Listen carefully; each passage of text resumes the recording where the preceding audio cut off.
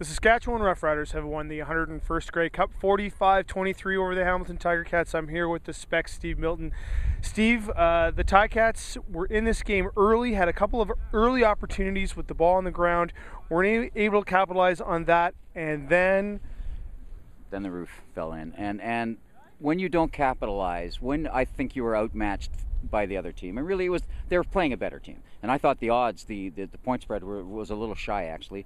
I would have had the point spread a little higher. Doesn't mean the Hamilton Ticats couldn't have won this game, but they didn't have room for they had a couple of breaks that just didn't go their way early. The two Darren Durant fumbles that they could not recover, and one that in fact turned into like a 50-yard gain or a 35-yard gain. And those kinds of things, there was no room to accommodate. There was no room to accommodate the miscommunication between Henry Burris and Marwan Hage twice in the game, and to get beaten twice deep on deep posts. Those types of things you just didn't have room for. You have to give them credit for the way they did come back. And boy, I'll tell you, they've scared the heck out of the stadium when they brought it to within 15 points, which really is just 2 scores with an awful lot of time to go. But what that shows you is they were just too far behind. You cannot sustain the kind of drives that they had in the third quarter all the way through the fourth quarter as well. It would have been the most brilliant comeback of all time, but as it turned out, the game ended the way it should have been, according to the field of play. 31-6 at halftime, I think, and that was really a deep hole that they had dug themselves. The other person I think we should talk about a little bit is Corey Sheets, who ran for a CFL record, 197 yards or thereabouts, was close to 200. Given the fact that he was a focal point for the defense going into this game, the fact that the Riders were still able to loose him for almost 200 yards is a credit to their game plan and to their offensive line. To George Cortez and many Tiger-Cat many of them who did not play for him. The first guy they mentioned was Cortez sticking with Sheets after an early rough start on that. It didn't last very long, that rough start, but they talked about his sticking to it, and what that does and what it did was, what it's done all year, and particularly against the Hamilton Tiger-Cats, is give them an incredible balance in their offense. That allowed, I think, a lot of the pass receptions. They didn't really pile up a ton of yardage in passage or in passing, but they did have nearly 500 yards in offense in the first half, 333 to 130. That's just a margin. You know that just really says what happened in this game. What you also had was a young team. It was clearly obvious that this was a franchise that hadn't been to the Grey Cup in 14 years, and the other one has been twice in the last 5-6 years, or 3 times now in 5 years, and should have probably won 4 years ago. Yep. The other thing I'd like to talk a little bit about is Henry Burris, who, I don't know if you can pin this loss on Henry. Obviously you can't, because it was a team thing. It really was, yes.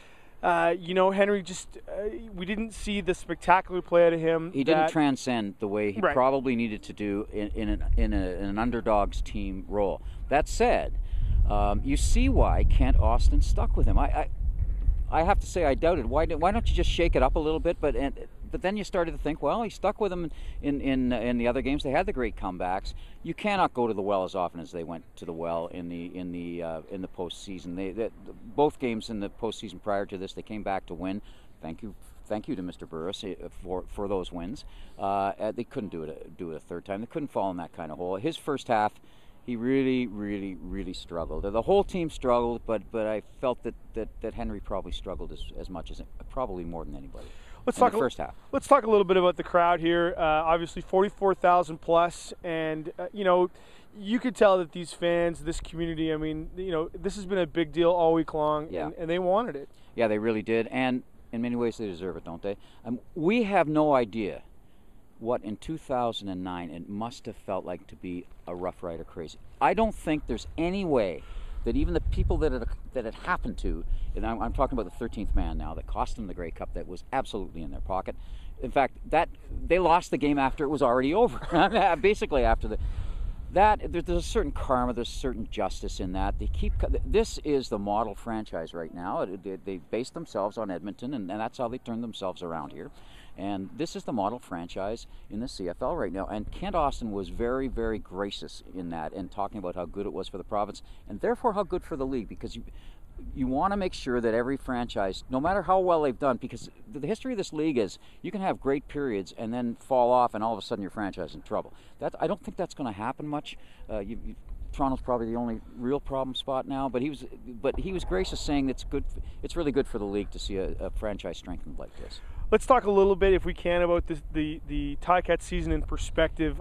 Austin talked about being very proud of his group, and as you should be. And I think that, given where they were at the beginning of the season at 6-12, given all the changes that they went through, given the temporary accommodations that they had in Guelph, it's hard not to be impressed by what was accomplished in year one, even though they didn't win a championship at the end. Yeah, and I think you basically hand that one to Kent Austin because he set the tone. Again, we talked about this leading into this, the culture that was created. When we talked about that really, really bad break, I mean, Lawrence hits the guy so hard and the ball goes straight up in the air and it goes to the best player on the field and he runs down for it. Now, that is a serious bit of karma. Not one single person on the Ticat mentioned that, and I talked to 15 or 20 of them. You probably talked to that many at the end of the game. So to the very end, no excuses. Yep. And that's an Austin thing. I think overall we'll look back on this year as hopefully as a stepping stone to other things. We've talked a little bit. I think so. Yeah. Oh, yeah. And I'll be writing about that later in the week. Think of how they're coming into the new stadium now. They're coming in, with something still. They're still, but only this much short of something. They're going to have to rebuild parts of the team. Again, that's the CFL way. You're looking at a Red Blacks expansion. You're looking at they'll probably cut it. They're not good enough, so they're going to upgrade at a couple of positions. You're looking at some free agency, Henry Burris being one. So it's going to be a little bit different of a team. But I think the core is there, and there's some emerging leaders on this team. Brian Balke, Greg Voigt, I think Ellingson. Down the road, a quiet type of leader. Simone Lawrence for sure. They've got a lot of things to look forward to. Now they got to pack some holes, and they got to fill some holes that aren't even there yet. But I think this is an encouraging way to come in as I say in the Spectator. I think this one year, you have to look at the Tiger Cats not as the team that lost the Grey Cup, but as the team that won the East. And that wasn't their Grey Cup. They could, they wanted to win this one, and there were ways that they could have. But again, no room for error, and there were too many errors. Make sure you check out Monday's Spectator for all the news from Regina. Reporting from Mosaic Stadium at the 101st Grey Cup with the Spec Steve Milton, I'm Drew Edwards.